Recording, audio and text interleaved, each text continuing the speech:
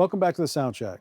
I want to talk about a piece of kit that I have been using for the last 2 years and have absolutely fallen in love with it. It's the CL16 by Sound Devices. It's the control surface designed for the 8 series recorder mixers. If you recall back when the CL12 LA came out for the 6 series, it literally was a game changer for those mixers. This is that on steroids. Let's take a look.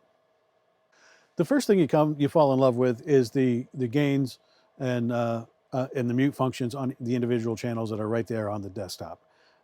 Very easy and quick to operate. Really makes a load of difference when you're doing major mixes.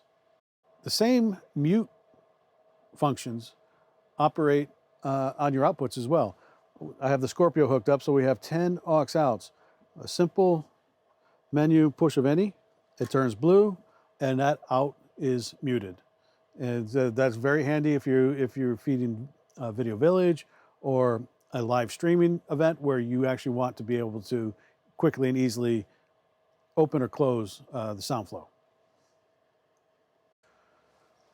Okay, taking a quick look at the channel select. This is really the meat and potatoes of this ability to really have positive control that's not fumbling around up with the tiny controls. A toggle to the left is a standard PFL.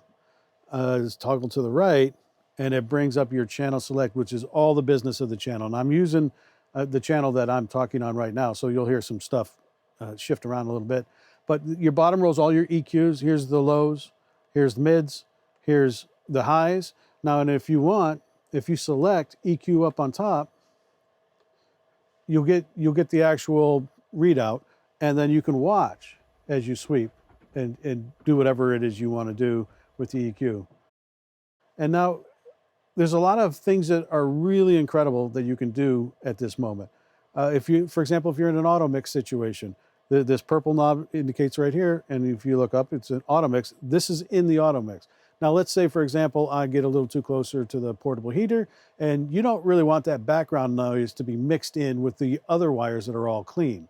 So you just simply hit the button. They're still in the mix, they're just not in the auto mix.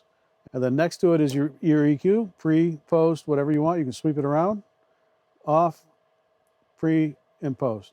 Now, one of the things that I do like is that the pan, unlike the regular pan that's on the machine that's hard left and right, when it's in the channel select, it's actually sweepable in increments of 10.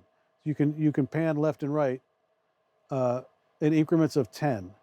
So you can have a little bit more of a spatial awareness if you so desire to do that. Your phase is right there. Your delay for dialing in delays when you're working with hard wires, non-hard wires, and you're trying to time align things. Noise assist, if you're running a channel of noise assist. If I had noise assist assigned to 6, which is where I'm at with this lavalier I'm using, I could dial it from this desktop in how I want it to be.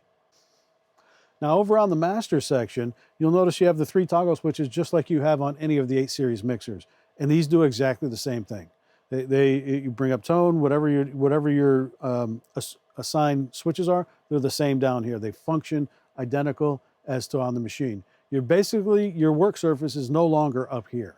It's all right here. And without going into the channel select, you have a pan option here, which turns all the middle knobs into your pan controls. And they roll just like you would think of any other pan.